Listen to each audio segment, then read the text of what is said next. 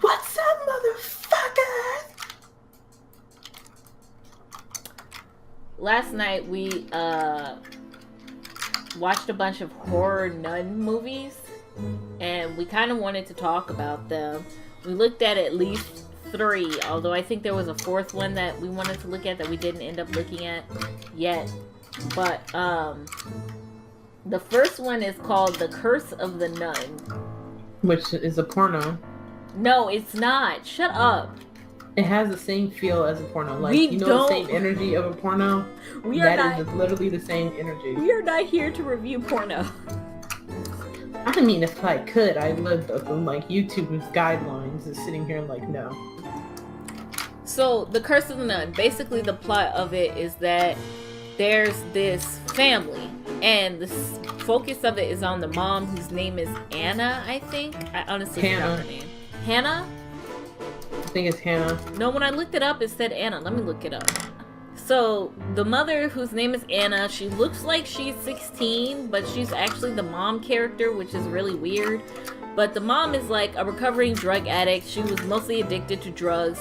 And she has this daughter named Claire. She's married to the new guy whose name I forgot. Mike. Mike is like the husband. And they're moving to this new house. And by the way, she has like this ex named Lex, who was like the abusive ex, but he's, I don't know, he's kind of relevant to the plot, but like at the same time not. But basically they're moving from their old house, and like Mike's aunt named Donna is like the new owner of it, I guess. And she has a lot of No, she's not. She's not the new owner. She didn't own the house. They were just renting it, I assume. They really didn't say. They just said that is her house, and that she has other houses.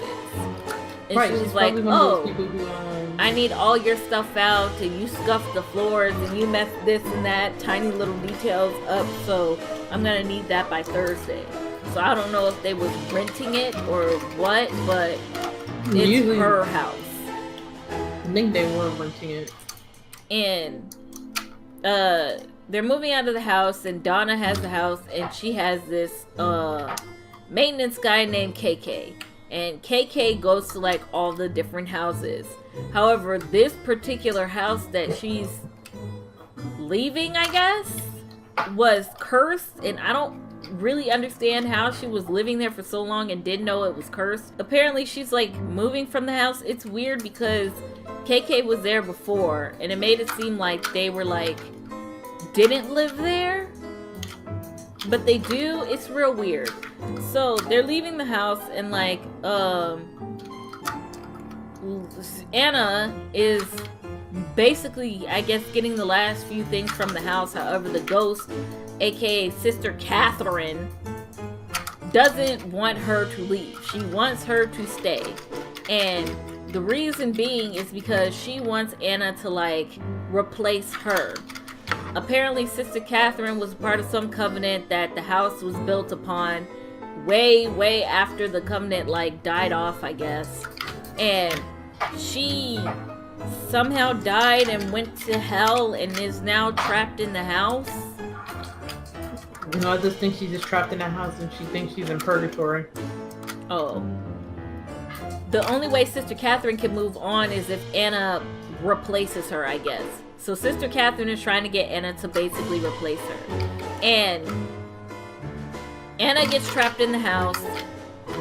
She can't really like open any of the doors. KK comes along to fix something. I forgot what he was called to fix. But the pipes. Oh, he was called in to fix the pipes or something. And like they introduce each other. They're introduced to each other, and KK already kind of like knows the deal, which is shown from the first scene, which he's like sitting in someone's bedroom and like playing with this Ouija board, and is basically trying to use some sort of satanic something to get rid of Sister Catherine, which doesn't work. And he's dragged under the bed, and then that's kind of it. But I think he just got killed. He might have owned the house before and like And that was just like, That's not how his character was explained, though. well, his character wasn't really explained much. We just know that, hey, he's the guy that knows everything that's happening. Okay, let me try to get through more of the plot. But basically, he's known as the maintenance guy. His last time there, he was dragged underneath the bed, and it's kind of confusing if he's actually killed or not, because the movie's trying to do this, like, Inception thing, where they're like, oh, some of it is, like, the fact that Anna might have taken too many pills and like had some sort of hallucinations, while some of it is real. So it gets real confusing and real weird real quick. But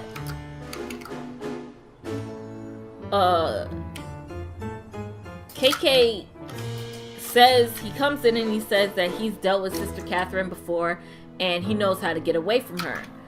And like he kind of has this like thing where he's like tells Anna about like Sister Catherine, and they basically plan to like try to leave the house. And that's kind of like the plot, more or less. At least the main plot. The details are kind of weird, but that's the main plot. And like it's mostly like her escaping. Halfway through, it gets kind of weird because she gets out of the house, but then it's like, oh, it was all just in her head, and then it's like, oh, maybe she died from overdose, and all of this is just her being trapped in the house. But that's not real. It gets, you see, like, I don't know. But basically, a bunch of bullshit happens, and like towards the end, KK replaces Sister Catherine. And KK turned out to be a traitor because he was working with Sister Catherine. Whoa, spoilers! Basically, he was working with Sister Catherine to try to bring Anna into the house and like replace her. And at first he was sitting here like, I thought we could get away together, but that's not gonna happen. So he just like betrayed her. But then later, once she gets free, he like replaces her and they kind of have this casual ass conversation. And like everything is cool now, which is weird. But the whole point of that was mostly because like KK actually died a long time ago from Sister Catherine. Sister Catherine killed him like 3 years ago, and he's been dead apparently, but he can't move on. So the reason why he agreed to work with Sister Catherine was because he wanted his soul to move on. But for some reason he ends up replacing Sister Catherine, and it's just like fine with that, and I don't know why. The only thing I can really say is that I think it's one of those things where like he knows that he was being an asshole and he feels as though that's like his punishment. Because he didn't technically have to help her. And she never guaranteed that, hey, if she goes to heaven, he'll be freed. That's true. But basically, yeah, KK replaces Sister Catherine, and like Anna goes on and moves on with her life with Mike and like her daughter Claire, which don't really have much of anything to do with the story. They're just kind of there. But yeah, that's the gist of it. I mean, the daughter got in some good like shanks in. The daughter was just there to kind of like stab her repeatedly and then kind of disappear as like, haha, it was all an illusion. But like, that was kind of it. My thing is that a lot of these first of all, horror is already subjective enough, but usually with most horror movies, they try to give whatever's going on a backstory. So whether it's a ghost, a demon, or whatever, a person that's doing what they're doing or a thing that's doing what they're doing, they usually have some sort of like backstory as to why they're so vengeful. The reason why The Nun kind of sucked is because there wasn't that much information on The Nun. All we knew was that she killed herself for some reason when there was a covenant, and because it's years later a house was built on top of where the covenant used to be, and now she haunts that place. okay, but why did she kill herself?